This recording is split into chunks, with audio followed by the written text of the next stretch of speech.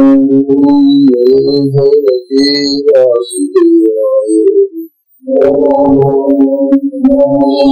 भगवते वासुदेवाय। ओम भगवते वासुदेवाय। ओम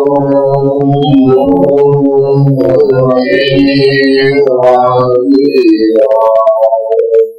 ओम भगवते वासुदेवाय।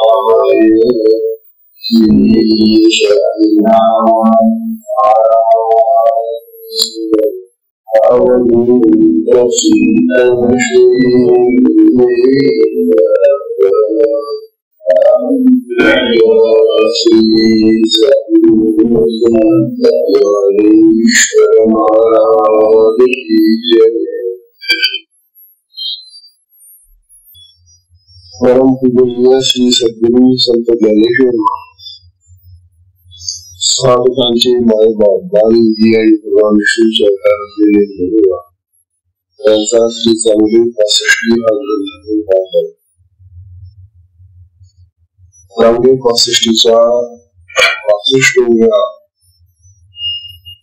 सगळ्या गीतांचा सार अंदाज अनुभव महानाथारी सत्पुरुष अभी कालची मुली पुढे राहिलेली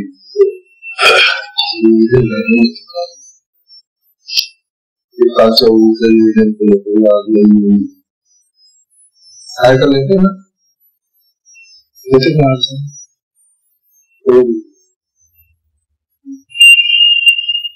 कालची मुलगी अशी होती बघा समजली का तुम्हाला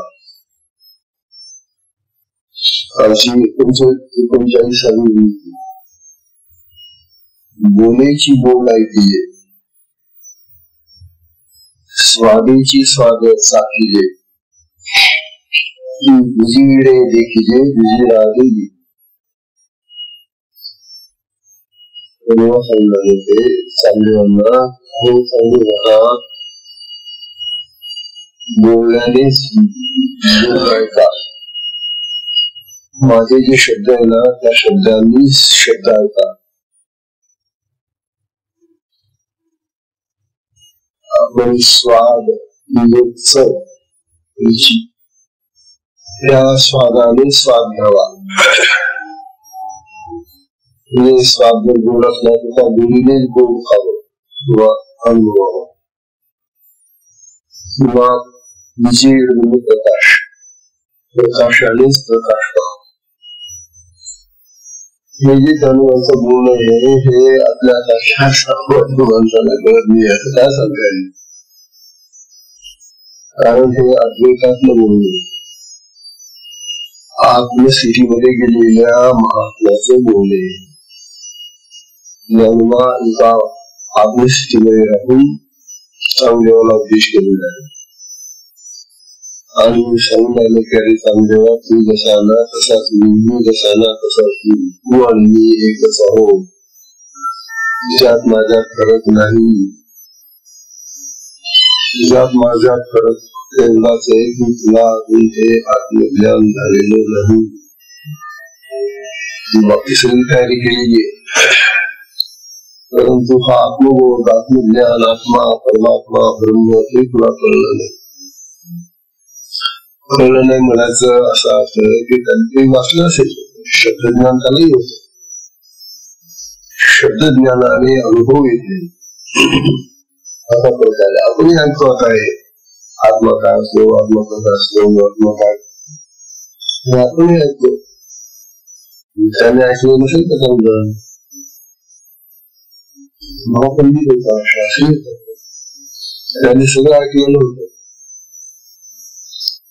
ऐकणं शब्दांनी होत आणि शब्द हा आत्म्याकडे जाऊ शकत शब्द जे आहेत आपले हे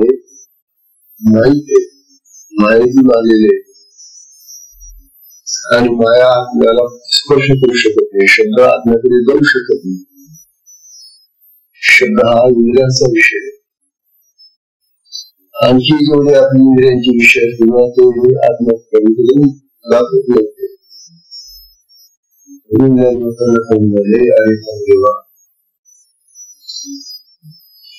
आपल्याकडे अतिशयची आपल्याला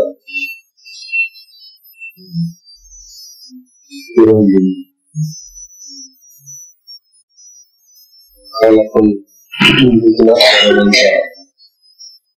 या संबंधीचा विचार आठवला. नित्य निराकारी पूर्ण जीवनयुक्त पूर्ण आत्मस्थितीमध्ये गेलेले जे महात्मे असतात आपले संत महात्मे अशा स्थितीला पोचलेले. म्हणून काल आपण मोठा श्लोकाला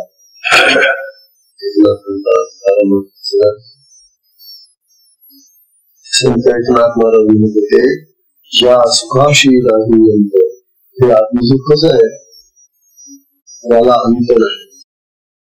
अंत म्हणजे शेअर ते कधी न संपणार आहे. ही बाकी जगातली जी सुख आहेत ना आपली, त्याला आपण सुख सुख म्हणतो, ती संपणारी सुख आहे, ही अंत होणारी सुख आहे. परंतु हे जे आत्मसुख आहे, ज्या आत्मसुख प्राप्त होतं ते कधीच नष्ट होत नाही. ते अखंड राहतं, ते अंत न होणारच का.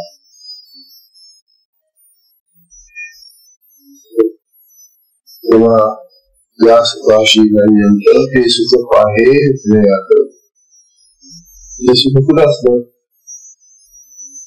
या सुखाला अंत नाही. जे आत्मसुख जे आहे ते ह्या जगात नाही येत आहे. माझा तो आत्मा आहे, परंतु बाहेरच्या जगामध्ये वैश्विक सुख विषय मिळायचे आणि विषयांचं सुख जे असतं ते नश्वर आहे, नाशवान आहे, त्याला अंत आहे. म्हणून आपल्याला जे अंत नसलेलं सुख आहे ते आपल्या हृदयात आहे. महाराज सांगले हे सुख आहे हृदयात. सुख सुखाची मिळवणी करून आणि मग आपल्या या सुखाला सुखाचीच जोड द्या. विचार करा, सुख सुखाची मिळवणी करून हे आपली मन आपल्या मनावर करा.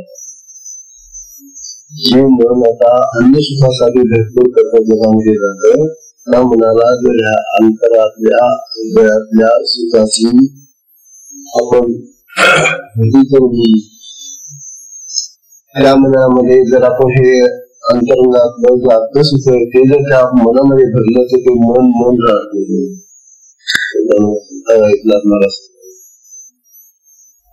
सुखे सुखानुभव आणि मग त्या आत्मसुखाचा जो अनुभव हाची ब्रह्मविद्येचा भाव. हा अनुभव काय आहे आत्मसुखाचा? एकनाथ महाराज सांगतात, ब्रह्मविद्या जी आहे, आत्मविद्या जी आहे तिचा भाव येतो. त्या भावनेमध्ये आपण राहतो, त्या भावात राहतो आपण. सुखे सुखाची मांडणी शरण एका देणार आणि सुखाची मांडणी सद्गुरू जनार्दन स्वामी यांच्या कृपेने मला प्राप्त झाली असं एकनाथ महाराज. रामदास स्वामी सुद्धा आपल्या आत्मारामाची प्राप्त झाले अत्यंत ज्ञान. ज्ञान प्राप्त झालं अद्वैत. आपलं जेवढं ज्ञान आहे, आपण जे शिकलो आतापर्यंत जे जे आपल्याला ज्ञान आहे ते सगळं द्वैतात्मक ज्ञान. आपल्याला होणार जे जगातून प्राप्त होणार जे ज्ञान आहे, शाळा कॉलेजेस वगैरे ते ज्ञान द्वैतात्मक ज्ञान आहे. तेव्हा रामदास स्वामी म्हणतात, प्राप्त झाले अद्वैत ज्ञान. आणि अद्वैत ज्ञान हे आत्म्यामध्ये, आत्म्याचं ज्ञानच अद्वैत ज्ञान आहे. बाकी सगळं ज्ञान जगातलं हे द्वैत ज्ञान आहे. असं अद्वैत ज्ञान प्राप्त झालं त्याला, मग त्यालाच ते म्हणतात अभिन्नपणे जे विज्ञान, मग ते असं जे अद्वैतात्मक ज्ञान असतं ना, ते अभिन्न म्हणजे भिन्न होत नाही, वेगळं होत नाही. आणि ते जर भिन्न झालं नाही त्याच्या आत्मस्वरूपामध्ये ते ज्ञान आपला जो अनुभव देतात त्या अनुभवाला विज्ञान असेल. ज्ञान आणि विज्ञान याच्यातला फरक हाच आहे. ज्ञान हे बुद्धिगम्य असतं आणि विज्ञान हे अनुभवगम्य असतं. आपण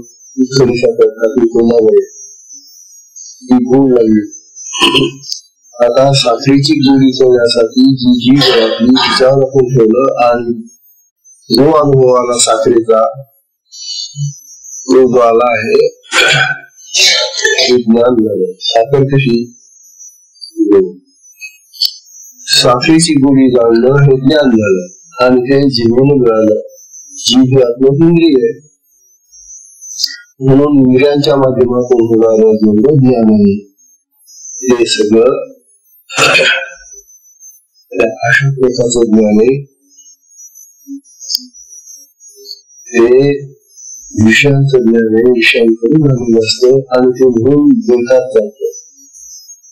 परंतु म्हणून किंवा रामदास स्वामी सांगतात त्याची जाण आत्मनिवेदन, पण ते ज्या वेळेला विज्ञान होतं, विज्ञान काय होतं, अध्यात्म जेव्हा ते येतं, आत्मस्वरूपातून जेव्हा ते यायला लागतं त्याला आत्मनिवेदन असं म्हटलं. आत्म्यातून प्रगट झालेलं आत्मनिवेदन, हेची जाण आत्मनिवेदन जेथे मीपण नाही, म्हणजे द्वैतच नव्हती. मी आणि तू यांच्यामधलं जे संवादरूपी भाषण असतं त्याच्यातून जे कळतं ते द्वैतातलं ज्ञान आहे. हा आपण आतापर्यंत जेवढं ज्ञान मिळवलेलं आहे ते ज्ञान द्वैतातलं ज्ञान आहे, विषयांचं ज्ञान आहे. विषय ज्ञान किती घेतलं तरी ते संपणार आहे, नष्ट होणार आहे, नाशवान आहे. आणि जे ज्ञान आत्म्यातून येतं, जे आत्म्याचं होत असतं त्याला आत्मज्ञान असं म्हणतात. ते अद्वैतातून येतं आणि मग ते कधीच अंत पावत नाही, त्याचा नाश एवढा बोध आपल्याला मत्स्याखालच्या झालेला आहे. चांगल्याला कळतो किती लाभदायक आहे आपल्याला. आत्मज्ञान झाला पाहिजे. विषयांचं ज्ञान आपण दररोज घेतो, पण ते विषयांचं जे ज्ञान आहे ते नाशवंत ज्ञान आहे. चांगल्याला ते समजतो. आजची आता आजची 40वी होत, 40वी मुली आहे का ज्ञानवा सांगणारे सोनियावर कल सोने जैसा, सोनियावर कल सोने जैसा, का मुख मुखा हो आदिसा, का मुखा मुख होय आदिसा, मग तुझ संवाद पैसा चक्रपाणी, मग तुझ संवाद पैसा चक्रपाणी. या मुलीमध्ये ज्ञानवांनी संवादाला अंकित शब्द वापरून टाकले. आतापर्यंत ते त्याला गतीश्वर म्हणत होते,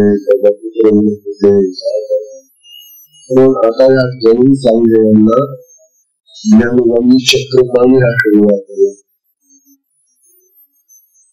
आणि चक्रपाणी शब्दाचा असं सामान्य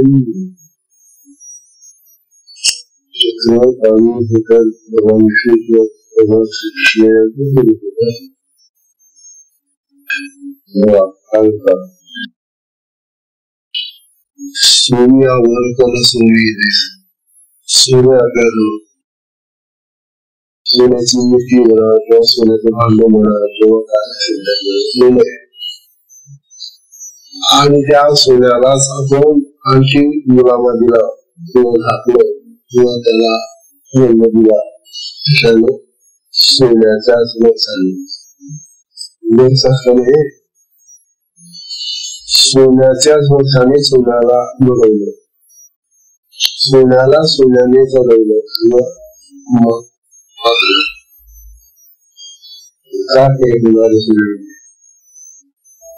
सोन्याला किती सोनं चढवलं किंवा किती सोनं लावलं त्याला आणखी तरी त्या सोन्याला काही फरक पडत नाही, ते सोनं सोनच राहत. किंवा दुसरे उदाहरण का मुखा होय आरिसा, आरशाचं दृष्टांत मागून झालेला आहे, परंतु या ठिकाणी आता वेगळ्या पद्धतीने जाणून असायला जाणून म्हणतात आपलं हे जे कोंडलेलं मुख हे कोंडच आरसा झालं. काय म्हणताय हे जे कोंडलेलं हे मुख हेच जर आरसा झालं तर पाहणार कशात पाहणार तुम्हाला तो आरसा लागेल का? हे मुख बघायला का मुख मुखा हो या आरिसा, मुखच मुखाचा आरसा झालेला. कल्पना आपल्याला न समजणारी कल्पना जन्मांच्या मुखामध्ये आहे ना, म्हणजे अभेद ज्ञानामध्ये बोलून झाले, आत्मज्ञानाने ते बोलून झाले. त्यामुळे आपल्यासारख्यांना हे असं काही ऐकलं आपल्याला वाटतं ज्ञानवास काय आरसा ही चीन वस्तू आहे, मुख आमचं जे आहे ते चेतन आहे, आमच्या शरीरावर आहे आणि हे मुख आरसाच काय त्यामुळे आमच्या मनामध्ये गुन्हे नावाने समजताना आमच्या जवळ ते ज्ञानवरचं आपलं ज्ञान नाही, ते अद्वैतातलं ज्ञान आहे म्हणून आपल्याला त्यांना सांगण्याला सांगताय की जो माझा संवाद पैसा अरे सांगदेवा हे चक्रपाणी तुझा आणि माझा हा जो संवाद हे जे भाषण किंवा हे जे बोलणं चाललेलं मी तुला सांगतोय ना तो संवाद अशा प्रकारचा आहे, कशा प्रकारचा सोन्याला सोनाचंच वच द्यावं, सोन्याला सोन्याचा मुलामा देण्यासाठी किंवा मुखाला मुखाचा आरसा दाखवून तसा आपला हा दोघांचा संवाद आहे, तसे आपल्या दोघांमधलं गुण आहे. त्याला समज आता आपण सांगलो का हरलो आहे झाले त्या चांगल्याला त्यालाही ते सुरुवातीला कळलं नव्हतं. तेव्हा सोन्यावर सोनाचा मुलामा करावा किंवा मुखाला मुखच आरसा व्हावे त्याप्रमाणे हे छत्रपाणी सांगेवा माझ्या संबंध असं साधारण शब्दांच स्वरूपाने आपल्याला येते. परंतु ज्ञानोबा जेव्हा काही सांगतात तेव्हा तो शब्दांनी प्रगट होणारा असं नाही. आता आपल्याला सांगितलं की शब्दांनी आपल्याला जे ज्ञान होतं ते विषयांचं ज्ञान होतं ना, आणि ते नश्वर असतं, नाशवर नसतं, त्याला अंत आहे. परंतु आपल्यातून येणारं जे ज्ञान आहे, आत्मज्ञान जे आहे ते शाश्वत आणि अंतरहित आहे. म्हणून हे ज्ञान आपल्याला व्हायला आत्म्याचं सुख करावं लागतं, आत्म्याकडे जावं लागतं, आत्म्याशिवाय हे करणार नाही.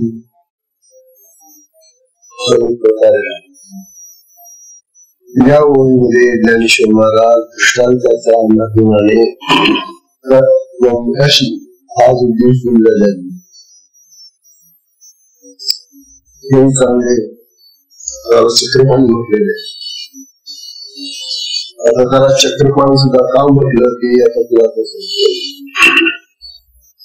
त्याचा चक्र हे काहीच नव्हतं. जाता म्हणजे साप होता ते कोणी सांगितले तेव्हा तत्वमसी हे जे महावाक्य आहे वेदाचं त्या महावाक्याचा उद्देश आहे दुसऱ्या शब्दातून लोकांचा उद्देश वेगळ्या शब्दात देत आहे त्या पुत्र तू महेश्वराचा महेश्वराचा पुत्र आहे. आता महेश्वर हे जे नाव आहे ते भगवान शंकराचे आहे त्याच्या गुरुचे आहे आणि त्याने नाव गांधीच केलेले चालले तेव्हा ही जी तिन्ही नावं आहे ती महेश्वर तेव्हा या महावाक्यातून पुत्र महेश्वराचा हे सुद्धा महावाक्य मिळेल. आपल्याला आश्चर्य वाटेल तत्वमसी हे आपल्याला महावाक्य माहिती वेदांचं पण तू महेश्वराचा पुत्र आहे हे सुद्धा महावाक्य मिळेल. कसं कारण तू म्हणजे कोण म्हणता महेश्वर जसं तत्वम अशी याच्यामध्ये तिन्ही पद एका आत्म्याची एका ब्रह्माची तत् म्हणजे काय ते म्हणजे कोण ब्रह्म कोण म्हणजे कोण आहे तू म्हणजे सुद्धा कोण आहे ब्रह्म अशी म्हणजे आहेच नित्य असणार जे असतं ते ब्रह्म म्हणजे जसा त्या तत्वम तशी या तीन पदांचा अर्थ जो होतो तोच अर्थ तू पुत्र महेश्वराचा हे महावाक्य गेलं कारण तू म्हणजे तुम्ही महेश्वर आहे महेश्वराचा तुझे जे गुरु आहे तेही महेश्वर त्याचा तो पुत्र पुत्र म्हणजे जो शिष्य तोही महेश्वर सगळे महेश्वर गेलो भगवान महेश्वर जो गुरु महेश्वर तू महेश्वर म्हणजे तुला महावाक्य महेश्वर नाही भगवान परमात्मा किंवा परमात्म्याच्या दृष्टीने पाहिलं तर तू महेश्वर आहे हे वाक्य सुद्धा महावाक्य उद्याला जाणवायचं.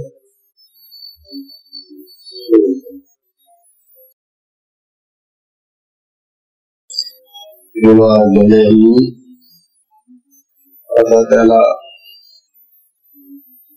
या महावाक्यातून उद्देश देऊन सुरू केले आणि महावाक्याचा उद्देश जेव्हा सद्गुरू देतात तेव्हा सद्गुरूच्या महावाक्यातून ज्याला जो उद्देश दिला जातो तो ब्रह्मस्वरूप होतो आत्मस्वरूप होतो.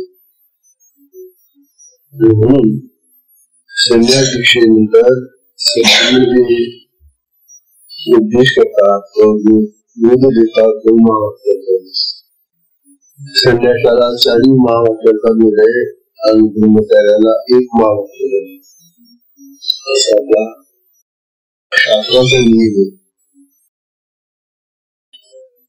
तेव्हा सद्गुरूकडून महावाक्याचा उद्देश होणं म्हणजे त्याला ब्रह्मस्वरूप करणं त्याला आत्मस्वरूप करणं. तू आत्मा आहेस तू ब्रह्म आहेस तू जीव नाही तू देह नाही अशा प्रकारचा हा बोध ठसवला जातो गुरुकडून आणि हा बोध जेव्हा ठसतो अनुभवाला येतो त्यावेळेला मग ते अद्वैतात्मक जे बोध आहे किंवा अद्वैतात्मक जे आहे ते कळायला लागते.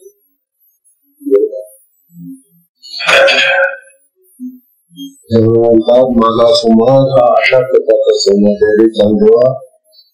आता तुला कळलं का मी तुझ्याशी जे बोलू लागले आहे ते बोलणं इतर बाह्य सामान्य माणसाचा अर्थ नाही. शब्द तर बोलावेच लागते तुला सांगावंच लागेल पण माझे शब्द हे अशा बाह्य जगातील द्वैतातले शब्द नाही हे आपल्याकडून आलेलं असं वचन आहे किंवा अशा प्रकारचे शब्द म्हणून मी तुला आता सांगतो. आता दुसऱ्याच्या नावाने बोलवा आपल्याला समजलेले त्या समजायला सांगताय की मुख पाहण्यासाठी असा घ्यावा लागतो. आपल्याला माहिती पण ते मुख जर असा झाले तर आपलेच मुख आपल्या मुखाचं दर्शन देईल.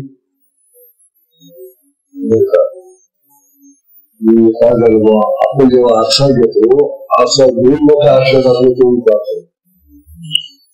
आरसा ही उपाधी आहे आणि उपाधीमुळे ते आपलं मुख आपल्याला दुसऱ्या ठिकाणी दिसतं. एक मुख आहे आणि त्या आरशातच दुसरं मुख दिसत आहे आपल्याला. म्हणजे दोन तोंड दिसतात आपल्याला. कशामुळे? आरशामुळे. आरसा ही उपाधी आहे. तेव्हा उपाधीमुळे आपल्याला देता द्यावं लागतं. सगळ्या आपला सगळा विवाह केला संसाराचा आपण गुरु वाचून झालो आहोत. जी कर्म करतो आहोत ती सगळी देतात चाललेली आहे. आपल्या जवळ अज्ञानी उपाधी आहे. अज्ञानाच्या उपाधीने होणारी सगळी कर्म देतात आणि लाभायचं गरज त्यांना. जोपर्यंत आपल्या अंतःकरणामध्ये ज्ञान आहे. ज्ञान काय आहे? ज्ञान नाही.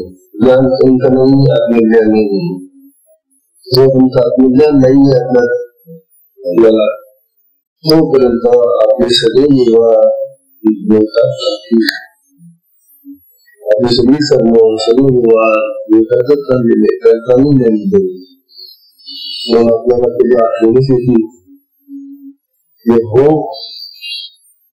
अद्वैतामध्ये सुद्धा असे काही विवाह असतात.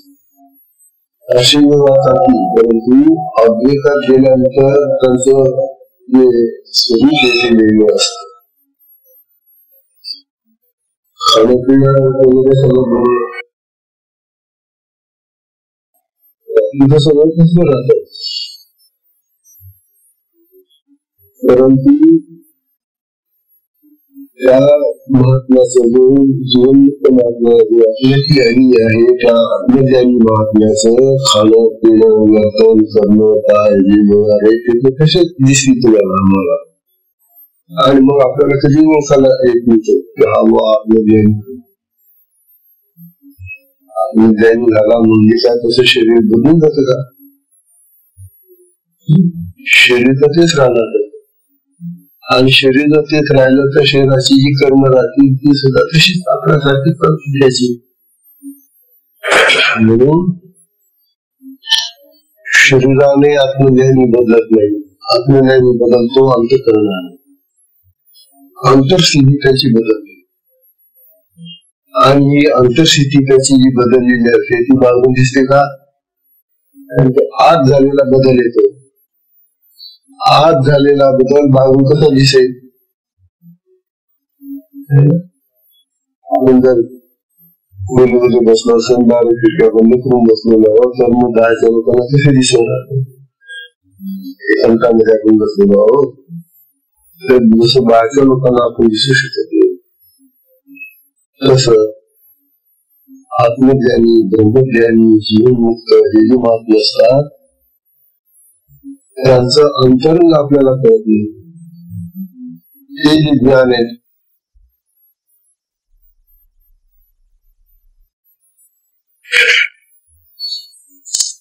हे अनुभवीचं ज्ञान आहे. विज्ञान म्हणजे अनुभवीचं ज्ञान त्याला ज्ञान म्हणतात. हे जे विज्ञान आहे त्यांचं ते आपल्याला कळत. तेव्हा उपाधीचा आश्रय न घेता कोणत्याही उपाधीचा आश्रय न घेताना जे चालतं जे बोलतं जे होतं पण आत्मा उपाधीच्या कामी सापडत नाही. उपाधीने आत्मा जाणता येत नाही. प्रमाण येते आपल्याला ये प्रत्यक्ष प्रमाणे, अनुमान प्रमाणे, शब्द प्रमाणे, ऐतिह्य प्रमाणे, ही जी प्रमाणे आहे त्या प्रमाणांनी आत्मा सिद्ध होत नाही. प्रमाणे सुद्धा उपाधी म्हणून सांगितलं होते की आत्मा आत्मस्वरूपाने जो एकरूप आहे आणि म्हणून त्याला आपल्याला त्या अवस्थेत त्या आत्मस्वरूपाला जाणता येत नाही.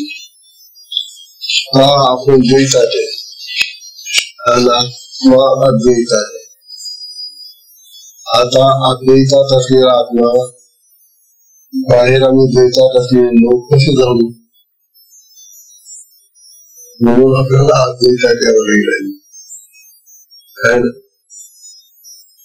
म्हणून मुखच असं झालं म्हणजे अद्वैत. सोन्याचाच मुखवटा किंवा दिलं म्हणजे हे दृष्टांत आहे. तसा तुझा आणि माझा संवाद आहे रे हे चक्रपाणी हा अद्वैतातला संवाद आहे.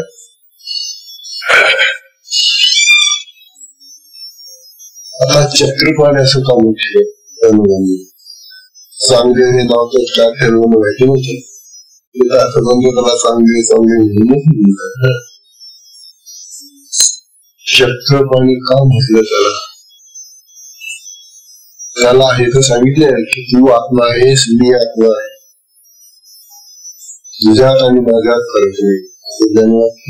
त्याला म्हणून दिलेली. मग तू जर आत्मा आहेस, आत्मा म्हणजेच ब्रह्म नो, आणि ब्रह्म म्हणजेच भगवान ना. ब्रह्म, भगवान, आत्मा, परमात्मा एकच आहे ना. मग तू सुद्धा भगवान आहे. आणि भगवान म्हटला की तो ह्या विश्वाचं चक्र हलवतो.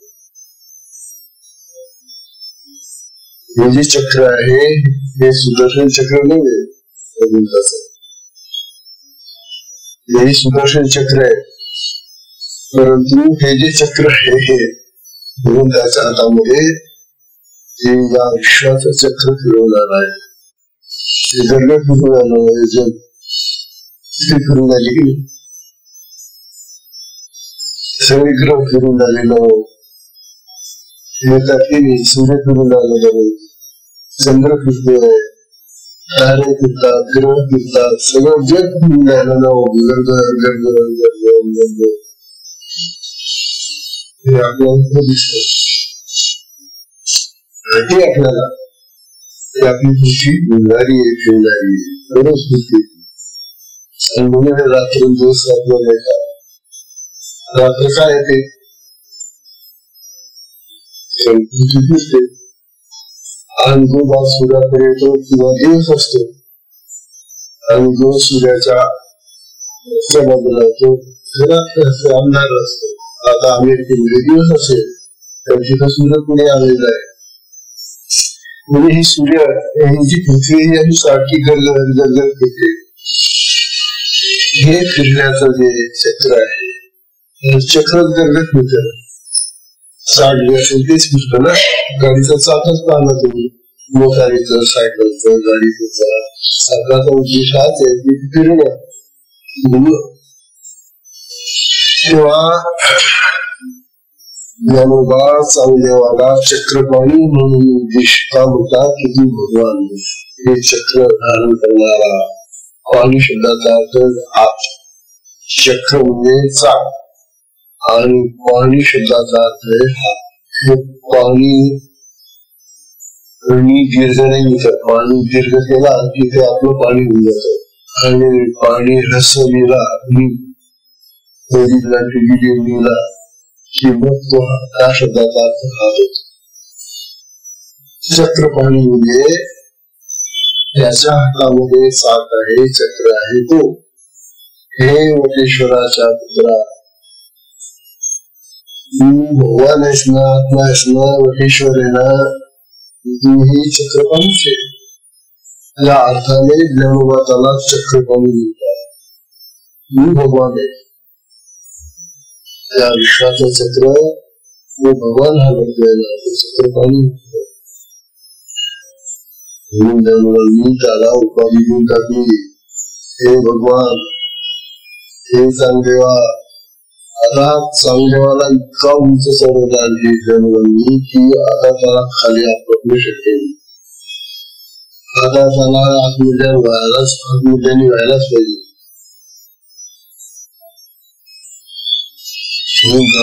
त्याची प्रशंसा करताय, या शब्दांनी त्याचा गौरव करताय. आणि हा गौरव जो आहे तो गौरव काही सामान्य गौरव नाही, त्याला आत्मज्ञान द्यायचंय, आत्मस्थितीमध्ये आणायचंय. आणि म्हणून त्याला अशा उपाधींनी किंवा अशा नावांनी संबोधतात. तेव्हा तूच भगवान आहेस, तूच आत्मा आहेस, तूच परमात्मा परब्रह्म तूच आहेस. तेव्हा चांगदेवा हे तू लक्षात घे, तुला याचा विसर पडलेला आहे. कारण तो योगी तर आहे आणि योगाचं सामर्थ्य त्याच्याजवळ भरपूर आहे, आणि त्या योग सामर्थ्याने तो अनेक प्रकारच्या सिद्धीने लोकांना संस्कार दाखवून ओळखतोय लोकांना. परंतु हे काही खरं नाही, हे बाजूला टाकत असतो. आणि तो अंतरंगात ये आता, आणि अंतरंगात येऊन नंतर तू ते तुझं आत्मस्वरूप बघ, तू ते आहेस. हे जे तुझं बाह्य जे स्वरूप आहे हे तुझं स्वरूप नाहीये. म्हणून देवाला चांगदेवाला आत्मस्वरूपाकडे वळवण्यासाठी हे सर्व चालू. जसं ते चांगदेवाला सांगतात तसं ते आपल्याला समजावे, पण आपण आता सांगितलं प्रतिष्ठा होईल. म्हणजे आपण सुद्धा चांगदेवाच्या रांगेमध्ये आहोत.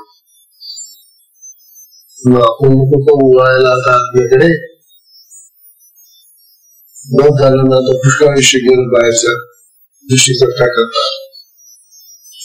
आणखी किती वर्ष राहिलं आपलं आयुष्य, तरी वळणार मग. जर वळलेच नाही तर मग गळले, मग गेले वळा. आता आपल्याकडे वळा, हा उद्देश आहे. बस झाला ते जगाचं.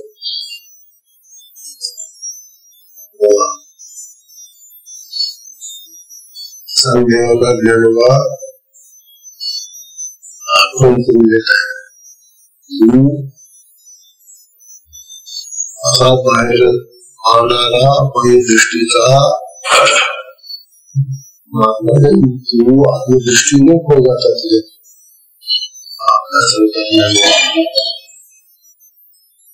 ज्ञान दृष्टी त्याची हरवलेली आहे. चांगदेवाची ज्ञान दृष्टी हरवलेली. वास्तविक ज्ञान दृष्टी आपल्यामध्ये पण आहे, आत्मा आपल्यामध्ये पण आहे. त्या आत्मदृष्टीनं आपण सुद्धा पाहू शकतो, परंतु आपण ते हरवून बसले, गमावून गेलो. म्हणून ज्ञान दृष्टी हरपली दोन्ही नेत्रांमुळे. हे जे डोळे लागले दोन्ही, ही ज्ञान दृष्टी जर गेली तर दोन्ही डोळे अंधळे जाते. अंधा हा शब्द जो आहे, अंधदृष्टीचा जो शब्द आहे तो ज्ञान न पाहणारा. जगाचं दृश्य तर पाहिजे पाहतात, पण हे पाहणं खरं पाहणं नाहीये. ही ज्ञान दृष्टी, ती आत्मदृष्टी जी आहे ना, दिव्य चक्षुने प्राप्त होणारी ती पाहिजे. देखत होतो आम्ही, देखत होतो आम्ही नाही मागे पुढे सकल करता. मग हे दृष्टी गेली, घरी आले पदर. आमच्या दृष्टीवर पदर येऊन जाते, टीच येऊन जाते, आणि टीच आली दिसत नाही. जशी अज्ञानाची टीच आलेली जगाची व्यवहार करतो, जगामध्ये जमतो, जगांच्या विषयामध्ये राहतो, त्यामुळे आत्म्याकडे जातच नाही आणि त्या या सगळ्या गोष्टींनी आमच्या त्या ज्ञानदृष्टीला बदल आलं ही चालली आणि त्यामुळे आम्ही तो आत्मराज करू शकत नाही असं ज्ञानोबांना सांगितलं. तेव्हा आपल्याला अनात्म पदार्थांची तर मोठे अनात्म पदार्थ कोणतेही सगळे जगातले पदार्थ या पदार्थांची तर आपल्याला चांगली ओळख आहे त्यामुळे आपण खूप शहाणे ज्ञानी तसं स्वतःला ठेवायचं. आम्हाला एक अहंभाव अहंकार मिळतो. हा अहंकार ठिकाणी येतो की या ज्या जगातल्या पदार्थांचं जे ज्ञान आम्हाला होतं त्या ज्ञानाने आम्ही फार शहाणे झालो. इतरांपेक्षा जास्त ज्ञान आम्ही कमवलो. इतरांपेक्षा जास्त माहिती आमच्या जवळ आहे. असा एक भ्रम आमच्यामध्ये निर्माण होतो आणि मग तो भ्रम जर झाला पक्का की मग तो जाता जाते आणि मग ही दृष्टी आमची आपल्याकडे कधी करणे. ज्ञानवा हे सांगणारे चांगदेवाला चांगदेवा तुझं तसंच झालेले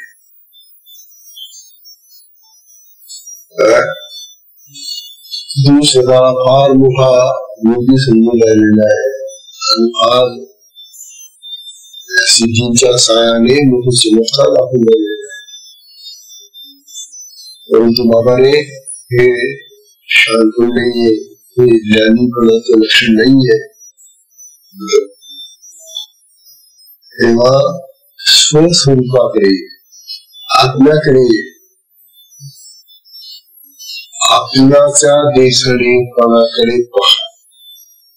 आत्मा अतिशय सुंदर तेव्हा जसं आता काल आपल्याला जणू सांगितले की आपल्यामध्ये सुख आहे आनंद आहे अनेक गोष्टी बनलेल्या आहेत तसा आत्मा अति सुंदर आहे.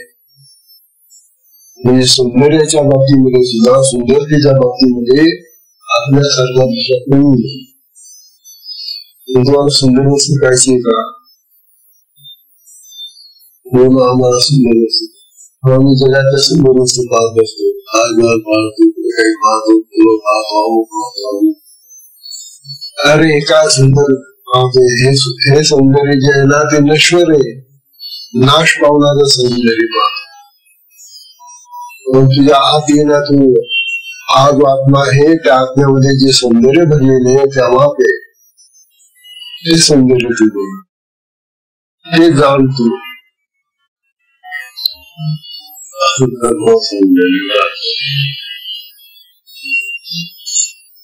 आत्म्याचं सौंदर्य पाहण्यासाठी हे डोळे चालणार नाही.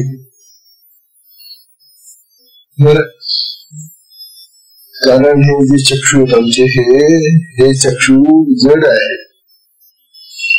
हे जड पदार्थांनाच पाहतात जगातल्याच पदार्थांना पाहतील.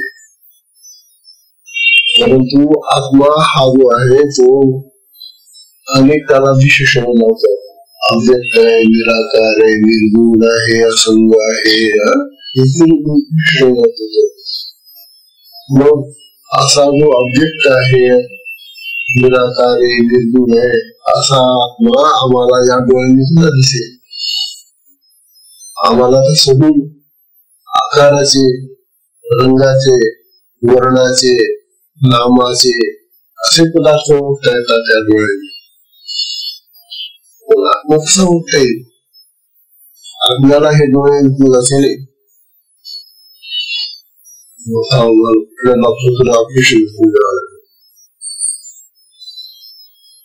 काहीच नाही असं डॉक्टर आमचे हे डोळे आता ऑपरेशन करून दुसऱ्याचे आत्मा पाळण्याचे डोळे आम्हाला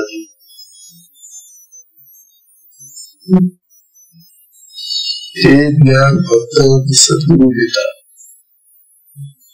आत्मचक्षु देण्याचं कार्य दिव्य चक्षु देण्याचं कार्य सद्गुरू हे डॉक्टर हे जगातले डॉक्टर आपली जी गोळ्या राहिलेली ठीक आहे ना ती काढली दे, जगाचं दर्शन होत ना. त्यांनी जरी ती काढली, डोळ्याचं पडळ काढला तरी काम दिसायला लागेल चांगलं. आत्मा दिसेल का? आत्मा पाहण्यासाठी आत्म्यावर आलेलं जे पडळ आहे ते पडळ काढण्यासाठी सद्गुरूच पाहिजे. ते सद्गुरू हे डोळ्यांचे चांगले डॉक्टर, ते दिव्य चक्षु देतात. चक्षुचं उल्लंघन आपल्या साधनेने होतं असं आपल्या साधनेच्या इतिहासात आहे. दिव्य चक्षुंचे उल्लंघन असा लेख आहे. तेव्हा हे दिव्य चक्षुंचं उल्लंघन आपल्या साधनेत कसं होतं? कारण आपली साधना ही आत्मशक्तीची साधना आहे. आणि मग ती आत्मशक्ती आपल्याला त्या आत्मज्ञानाकडे जेव्हा घेऊन जाते त्यावेळेला आपल्या डोळ्यांचं हे जे बाह्य दर्शन आहे ते कमी जातं आणि ती शक्ती आपल्याला त्या आत्मदर्शनाकडे घेऊन जाते. मग ती दिव्य दृष्टी येते.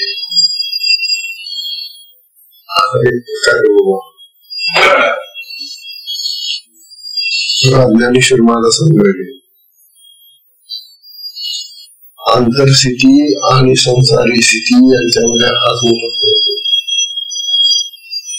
संसारामध्ये आम्ही असताना आमची दृष्टी नेहमी जगाच्या रूपाकडे नामाकडे,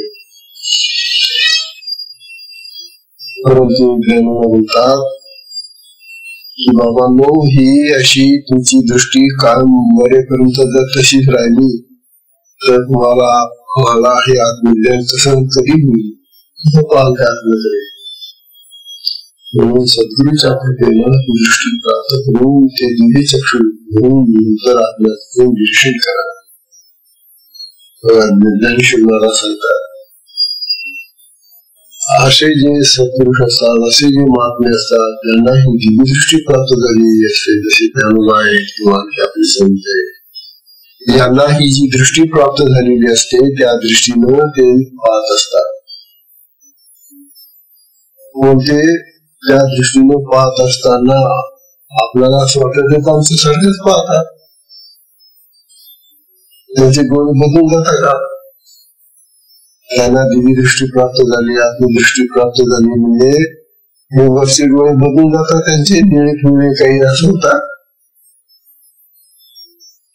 जसं आपण चष्मा घातला निळ्या प्रकारचा, आता लाल रंगाचा चष्मा घातला, आता निळ्या रंगाचा चष्मा लावला मग आपल्याला निळ दिसत. लाल चष्मा लावला की लाल दिसेल. जसं काय होतं का की दिव्य दृष्टी मिळालेली दृष्टी तर तीच राहते हो, पण अंतरंगाने ती बदलते. हे ज्ञानाला सांगतायत. मराठी म्हणतात ते वर्तत दिसती देही, ते वर्तत दिसती देही, ते देहामध्ये वर्ततात म्हणजे वागतात. ते वागत असताना त्या देहानेच वागतात. आपण जसं देहाने वागतोय ना, देहाने सगळे काम करून घ्यायला लागतात. जसा जो दिव्य चक्षुचा विषय महात्मा आहे तो सुद्धा आपल्या घरचाच वागतो, त्याच्या देहाने तो तसंच वागतो. आपण जसं खातो पितो बोलतो चालतो तसं करतो. ते वर्ततासाठी देही, तरी ते देही ना माझ्या, तरी ते देही ना. परंतु अरे देवा ते देही नाही, ते देहानं काम करतील, देहाने वागतील तसे आपल्यासारखे, परंतु ते देही नाही. देही म्हणजे जीवावर असतात, देही म्हणजे जीवावर. तरी ते देही नाही. मग तिकडे असतात माझ्या ठिकाणी, तिकडे असतात माझ्या ठिकाणी. माझं ठिकाण म्हणजे आत्मा. हे आत्म्याच्या ठिकाणी राहून बाहेर वागतात. आम्ही आत्म्याच्या ठिकाणाकडे लक्ष देत नाही, आमचं लक्ष सगळं बाहेरच असतं. ज्ञानी बाहेर राहून बाहेरच पाहतो आणि ज्ञानी विषय आत्म्याच्या ठिकाणी राहून बाहेर पाहतो. हे फरक पडला की मग जो आत राहून बाहेर पाहतो आणि जो बाहेर राहूनच बाहेरच पाहतो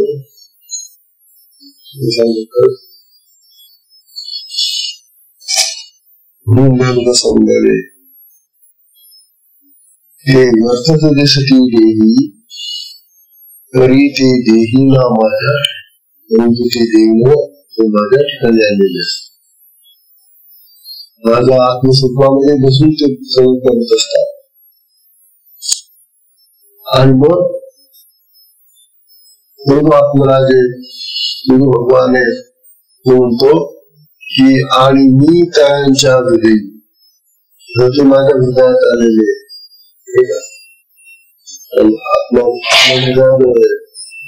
तेव्हा ते आपल्या हृदयात बसून मार्ग पाहतात आणि मी काय करतो मग त्यांच्या हृदयात जाऊन बसतो. असं काहीतरी हे नातं आहे देवाचं आणि भक्ताचं. भक्त म्हणतो मी देवाच्या हृदयात जातो आणि ते म्हणतो मी भक्ताच्या हृदयात येतो. हा संबंध बघा. अहो हा संबंध हे नातं कुठलं नातं आहे? हे आपल्या जगातलं नातं नाही. भगवान आपल्या हृदयात येतात आणि ते म्हणतो मला देवाच्या हृदयात बसायचं. असं हे हृदयातलं बसून आहे आत्म्याच्या ठिकाणी जाणे. आत्म्याच्या ठिकाणी आणि त्याच्या हृदयी समुद्र असेल. तुम्ही समुद्र मी त्या माझ्या भक्ताच्या हृदयामध्ये पूर्णपणे राहतो. पूर्ण आपण मी त्याच्या हृदयातच बसतो. आणि भगवान आत्मा परमात्मा जर आपल्या विचारात आहे तर आहेच तो आपल्याला माहिती नसल्यामुळे तो कळत नाही. साधू भगवान आहे तो आपल्या हृदयामध्ये बसलेला आहे तर त्याच्याकडून आपल्याला पाहता आलं पाहिजे.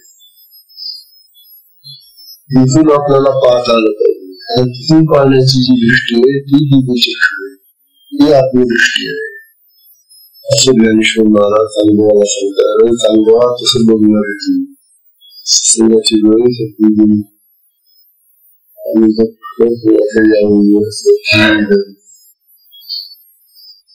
त्याचा विषय हे जे जीवनमुक्त महात्मे असतात हे आत्मज्ञानी महात्मे असतात ते कसे वागतात हे ज्ञानाला सांगतील आपल्याला. आपलं वागणं आणि त्यांचं वागणं याच्यामध्ये काय फरक आहे हा फरक आपल्याला दिसत नाही. कारण त्यांचं बाह्य जे वागणं असतं ते आपल्यासारखंच असतं, परंतु त्यांच्या वागण्यात आणि आपल्या वागण्यामध्ये कुठे फरक पडतो हे जर आपल्याला कळलं तर आपण कसं त्यांचा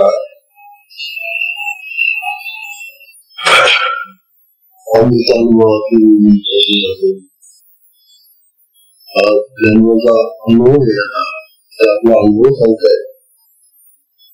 द्वैत दशेचे अंगण द्वैत दशा बाहेर द्वैत दशा आहे ना, त्या द्वैत दशेचे अंगण अद्वैत ओळखे आपण.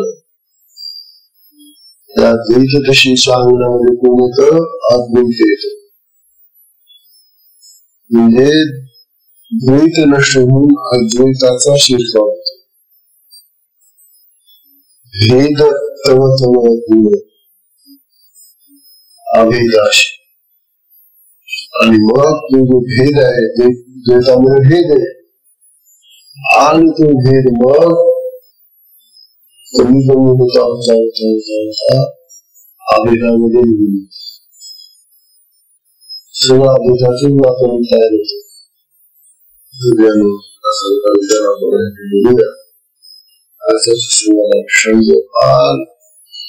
चांगले पासष्ट Kailangan talaga sa ganito. He's a confident Tanzasha. Also, as this is an evolution, that's